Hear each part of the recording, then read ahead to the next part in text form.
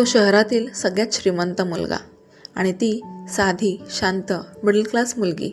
त्याला प्रेमात पाडणारी गोष्ट तिचं सौंदर्य नव्हतं, तर त्याच्याकडे न बघण्याची तिची ताकद होती. आरवला पहिल्यांदा जाणवलं, पैसा सगळं विकत घेतो, पण एखाद्या मुलीची प्रामाणिक नजर नाही. दोघांचं प्रेम फुलणारं होतं, पण एका सकाळी ती गायब झाली. फोन बंद, घर रिकामं आणि टेबलावर फक्त एक छोटीशी चिठ्ठी. कृपया मला शोधू नको. त्या दिवशी आरवचं सगळं तुटलं आणि पहिल्यांदाच एक श्रीमंत मुलगा त्याच्याकडे सर्व काही असूनही तिला हरवण्याच्या भीतीने रडत बसला. ती का गेली? कोणत्या सत्यापासून ती त्याला वाचवू पाहत होती? ही आहे प्रेम एक कथा, जिथे प्रेम जिंकण्यासाठी दोन्ही मनांना आधी तुटावं लागतं. शांत लायब्ररी, पांढऱ्या ट्यूबलाईट, टेबलांवर बसलेले काही विद्यार्थी. दरवाजाजवळ महागडी गाडीचा आवाज. आरव आत येतो. ब्रँडेड कपडे, हातात घड्याळ, कॉन्फिडंट चाल. तो काउंटरवर उभ्या असलेल्या मुलीकडे पाहतो. ती असते अन्वी. ती हलक्या निळ्या कुर्त्यात केस बांधलेले पुस्तक अरेंज करत असते. तिच्या चेहऱ्यावर सिम्प्लिसिटी आणि काल्मनेस. आरव थोडा ॲटिट्यूडमध्ये बोलतो, excuse me, the art of thinking पुस्तक मिळेल का?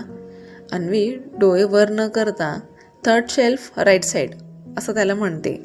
आरवला धक्का बसतो. सगळ्या मुली त्याला पाहून हसतात, इम्प्रेस होतात, पण ही पहिल्यांदाच त्याला कोणी तार्किक उत्तर देतं. तो पुस्तक शोधत नाही, फक्त तिच्याकडे पाहत राहतो. दुसऱ्या दिवशी तो पुन्हा लायब्ररीमध्ये येतो. तीच मुलगी, तीच सिम्प्लिसिटी, तीच काल्मनेस. तो तिला मुद्दामच विचारतो, हे पुस्तक कसं आहे? ती म्हणते, वाचून बघा. तुमच्यासाठी कोणताही पुस्तक चांगला असू शकतो, जर तुम्ही मनाने लक्ष दिलात तर. आरव मनातल्या मनात म्हणतो, माझ्याशी ॲटिट्यूड कोणी ठेवत नाही आणि ही मुलगी मला शिकवते आहे. वाव. त्याचं हसू पहिल्यांदा खऱ्या अर्थाने जेन्युइन होतं. तो लायब्ररीमध्ये तिच्या आवडीची कॉफी आणतो. आवाज न करता टेबलावर ठेवतो. ती त्याला अभ्यासात मदत करते. दोघे खिडकीजवळ बसून शांत संगीत ऐकतात. रात्री घरी गेल्यावर आरव पहिल्यांदाच सिंपल जीवनाचा सौंदर्य समजायला लागतो. अन्वी म्हणते, तुम्ही श्रीमंत आहात का? पण एकटं वाटतं का असं? आरव हसत म्हणतो, पैसा आहे, पण माझं कोणी नाही. अन्वी म्हणते, कोणीतरी मिळेलच. आरव म्हणतो, मिळाले कदाचित. ती लाजून नजरेतून नजर काढते. अन्वी घरात एकटी असते. तिचे वडील श्वास घेताना त्रास होतो. तिचं खोली जुनं, भिंतीला क्रॅक, छोटं स्टोअर, हॉस्पिटलच्या बिलांची ढिगारी. ती आरवला कधी सांगत नाही. रात्री उशिरा ती लायब्ररी बंद करून बस स्टॉपवर असते. पावसाची सर चालू असते. आरव तिला शोधत येतो. मी ड्रॉप करू का? अन्वी हसते, पण थकलेली असते. नको, मी ठीक आहे. तो तिला अम्ब्रेला देतो, पण ती अम्ब्रेला त्याच्याकडे परत देते. तुम्ही भिजलात तर सर्दी होईल. मी जाईन, मला सवय आहे पावसात भिजायची. हा मोमेंट त्याला आतून स्पर्श करतो. हॉस्पिटलमध्ये वडिलांच्या बेडजवळ बसलेली अन्वी थकली आहे, पण डोळ्यात धैर्य. पाठीमागे आवाज येतो, मी आहे इथे. आरव आला आहे. तिचं जग क्षणभर स्तब्ध होतं. तो वडिलांच्या बिलाचा अर्धा भाग भरतो, पण नाव लिहित नाही.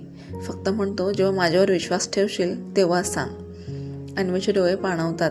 ती म्हणते, आरव तिला गार्डनमध्ये घेऊन जातो. लाईट्स, संगीत, शांत वारा. तो म्हणतो, अन्वी, माझं हृदय तुझ्याकडे आहे. ती इमोशनल पण घाबरलेली. तुमच्या घरचे कधी मान्य करणार नाहीत. तो निर्धाराने म्हणतो, मी त्यांच्या विरुद्ध उभा राहीन. ती फक्त त्याला मिठी मारते, पहिल्यांदाच. दुसऱ्या दिवशी आरव लायब्ररीमध्ये हातात फ्लावर्स आणि मोठं चेहऱ्यावर हसू घेऊन जातो, पण ती नसते. तो घरी जातो. घर रिकामं, कपाट उघडी, बिछाना अस्ताव्यस्त. टेबलावर एक छोटीशी चिठ्ठी. कृपया मला शोधू नको. हे प्रेम माझ्यासाठी आहे, पण माझ्या परिस्थितीसाठी नाही. आरवचा हात थरथरतो. त्याचे पाय शांत होतात. तो जमिनीवर बसतो आणि तुटतो. आणि मग नंतर एका महिन्यानंतर त्याला समजतं, अन्वी ICUमध्ये होती. तिचे वडील गेले, घर विकलं गेलं. ती एकटी जगासाठी गायब झालेली. सगळा भार तिने एकटीने झेलला. त्याला प्रोटेक्ट करण्यासाठी ती निघून गेली. आरव रडतो. आरव म्हणतो, तू मला दुखावण्यासाठी नाही, वाचवण्यासाठी गेलीस. City hospital, rainy evening. Anvi nurse coat घालून बाहेर पडते, थकलेली, पावसात भिजलेली.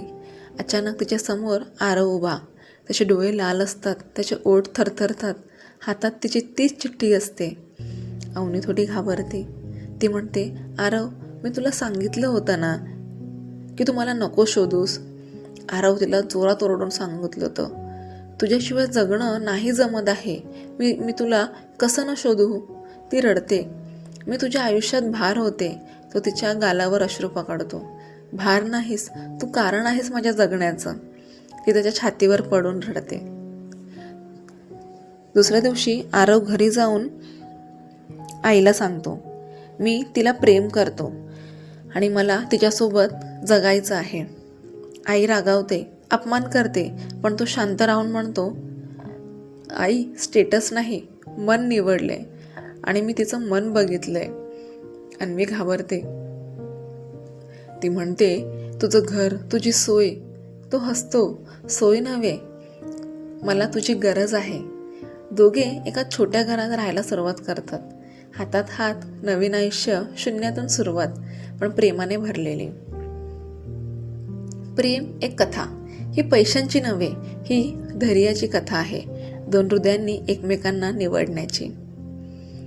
जर ही कथा आपल्या मनाला भिडली असेल तर लाईक करा, तुमचा आवडता सीन कमेंट करा आणि पुढच्या भागासाठी सबस्क्राईब करा. प्रेम एक कथा, अजून प्रेमकथा हृदयाला भिडण्यासारखे येत आहेत. पुन्हा भेटूया एका नवीन कथेसोबत. श्री स्वामी समर्थ.